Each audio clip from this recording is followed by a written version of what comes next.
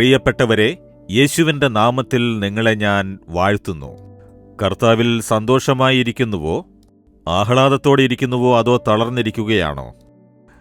ഇവിടെ നോക്കൂ, ലോകത്തിലായിരിക്കുമ്പോൾ പ്രശ്നങ്ങളും കഷ്ടങ്ങളും ദുരിതങ്ങളുമെല്ലാം ഉണ്ടാകും. ഈ ലോകത്തിലായിരിക്കുന്നതുവരെ നാം ഇതെല്ലാം കടന്നുപോയിക്കൊണ്ടിരിക്കണം. അതൊന്നും ജീവിതത്തിൽ നമ്മെ ശാശ്വതമായി മുടക്കുകയില്ല. അതിൽ നാം ശ്രദ്ധ പതിപ്പിക്കണം. അതല്ലാതെ പ്രശ്നങ്ങൾ വരും പോകും. പിന്നെന്തിനാണ് വിഷമിച്ചുകൊണ്ടിരിക്കുന്നത്?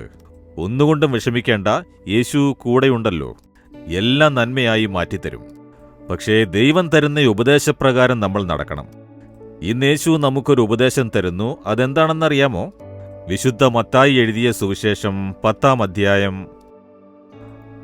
16-ാം വാക്യത്തിൽ യേശു തന്നെ അനുഗമിക്കുന്ന ശിഷ്യന്മാരോട് പറയുന്നു, യേശുവോടൊത്ത് നടക്കുന്നവർ, നിങ്ങൾ യേശുവോടൊത്ത് നടക്കുന്നില്ലേ?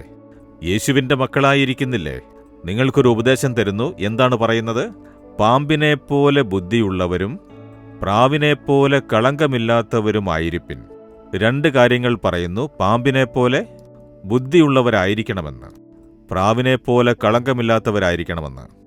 പാമ്പിനെപ്പോലെ ആയിരിക്കാൻ പറയുന്നില്ല, അത് മനസ്സിലാക്കണം. യേശു പാമ്പിനെപ്പോലെ ഇരിക്കാൻ പറയുന്നില്ല. പാമ്പിനൊരു സ്വഭാവമുണ്ട്.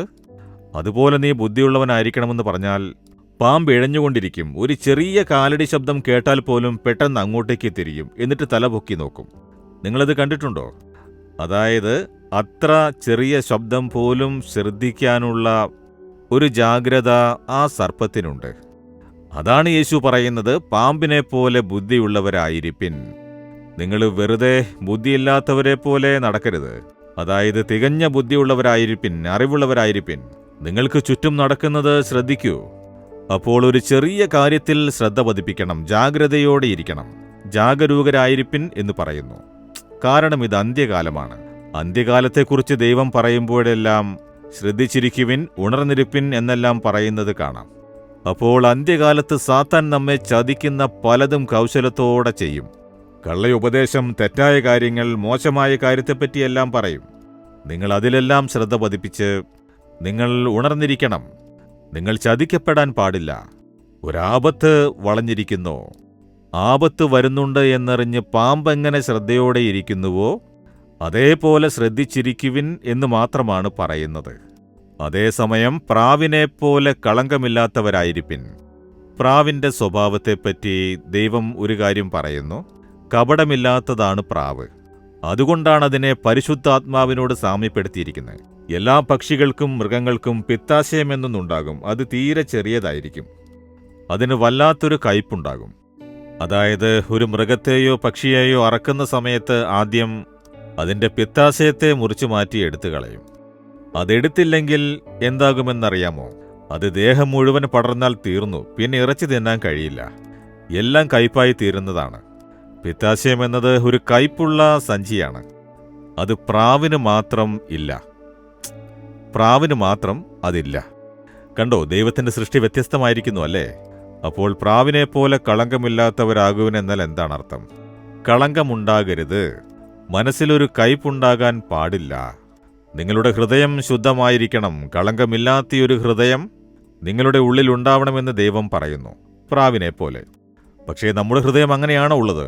സ്വന്തം വീട്ടിൽ തന്നെ മറ്റൊരാളെ കാണുമ്പോൾ കോപം, അസൂയ, നീരസം, എന്തെങ്കിലും കുറ്റം കണ്ടുപിടിക്കാനാകുമോ? അങ്ങനെയല്ലേ ഉള്ളത്. അന്യോന്യം കുറ്റം പറഞ്ഞുകൊണ്ടിരിക്കുന്നു. പിന്നെ ജോലിസ്ഥലത്തും വസിക്കുന്ന സ്ഥലത്തും അയൽപ്പക്കത്തും ചെറിയൊരു കാര്യമുണ്ടായാൽ അതിനെപ്പറ്റി പറഞ്ഞ് ആ കുറവ് ഈ കുറവ് പിറുപിറുത്തുകൊണ്ടിരിക്കുന്നു. അങ്ങനെയല്ലേ ജീവിക്കുന്നത്? നമ്മുടെ ഹൃദയം കപടമില്ലാത്ത ഹൃദയമാണെങ്കിൽ എന്തുണ്ടാകും? ആരെപ്പറ്റിയും അവരുടെ പോരായ്മകൾ നമുക്കറിയില്ല. എപ്പോഴും സന്തോഷത്തോടെ മനോല്ലാസത്തോടെ ഇരിക്കും. അതാണ് ദൈവം പറയുന്നത്. നിനക്ക് കളങ്കമില്ലാത്തൊരു ഹൃദയം വേണം മകനെ, മകളെ. നീ ഉണർന്നിരിക്കണം. പാമ്പിനെപ്പോലെ ബുദ്ധിയുള്ളവരായി ജാഗ്രതയുള്ളവരായി ഉണർവോടെ ഇരിക്കണം. അത് നല്ലതാണ്. എന്നാൽ അത് മാത്രം പോരാ, കളങ്കമില്ലാത്തൊരു ഹൃദയം വേണം. കർത്താവ് നദാനിയേൽ തൻ്റെ അടുത്തേക്ക് വരുന്നത് കണ്ട് പറയുന്നു, കളങ്കമില്ലാത്ത ഉത്തമനായ ഇസ്രായേല്യൻ എന്ന്. ആദിസഭകളിൽ ദൈവജനങ്ങൾ രക്ഷിക്കപ്പെട്ട് യേശുവിനെ അനുഗമിക്കാൻ തുടങ്ങിയപ്പോൾ അവരെക്കുറിച്ച് കളങ്കമില്ലാത്ത ഹൃദയമുള്ളവരായിരുന്നു അവർ എന്ന് വചനത്തിൽ പറയുന്നുണ്ട്. അപ്പോൾ ഞാൻ പ്രാർത്ഥിച്ചു, ദൈവമേ, കളങ്കമില്ലാത്ത ഹൃദയത്തെ എനിക്ക് തരയണമേ. ആരോടും വഞ്ചനയും കയ്പും പിറുപിറുപ്പും കോപവും നീരസവും ഇവയൊന്നും എന്റെ മനസ്സിനകത്ത് വസിക്കാൻ പാടില്ല. കപടമില്ലാത്തൊരു ഹൃദയത്തെ എനിക്ക് തരേണമേ എന്ന് നാം പ്രാർത്ഥിക്കണം. അതാണ് യേശു പറയുന്നത്. നിങ്ങൾ ബുദ്ധിമാന്മാരായി ജാഗ്രതയോടെ ഇരിക്കൂ, പ്രാവിനെപ്പോലെ കളങ്കമില്ലാത്തവരായിരിക്കൂ. അത്തരമൊരു ഹൃദയം നിങ്ങൾക്ക് വേണ്ടേ? നിങ്ങൾ ചോദിക്കുമോ? എങ്കിൽ ഹൃദയത്തിൽ കൈവച്ച് പറയൂ, യേശുവേ, ഞാൻ പാമ്പിനെപ്പോലെ എപ്പോഴും ഉണർന്നിരിക്കണം, ജാഗ്രതയോടെ ഇരിക്കണം. യേശുവേ, ഞാൻ ബുദ്ധിയുള്ളവനായിരിക്കണം. യേശുവേ, അതുപോലെ ഞാൻ പ്രാവിനെപ്പോലെ കളങ്കമില്ലാത്തവനായിരിക്കണം. അതിന് ഞാൻ എന്നെ ഇതാ സമർപ്പിക്കുന്നു. കളങ്കം എൻ്റെ ഉള്ളിൽ വരാൻ പാടില്ല. വിഷമം, കയ്പ്, വെറുപ്പ്, കോപം, നീരസം ഇവയൊന്നും എൻ്റെ ഉള്ളിൽ വരാനേ പാടില്ല. കളങ്കമില്ലാത്തയൊരു കുഞ്ഞിനെപ്പോലെയുള്ള ഹൃദയത്തെ എനിക്ക് തരേണമേ. യേശുവിൻ്റെ നാമത്തിൽ പ്രാർത്ഥിക്കുന്നു. ആമേൻ, ആമേൻ. Jesus readings Malayalam YouTube channel subscribe ചെയ്യുക. ബെൽ ഐക്കോൺ ക്ലിക്ക് ചെയ്യുക. ഞങ്ങളുടെ ദൈനംദിന പ്രോഗ്രാമുകളെക്കുറിച്ചുള്ള അപ്ഡേറ്റ് ലഭിക്കുവാൻ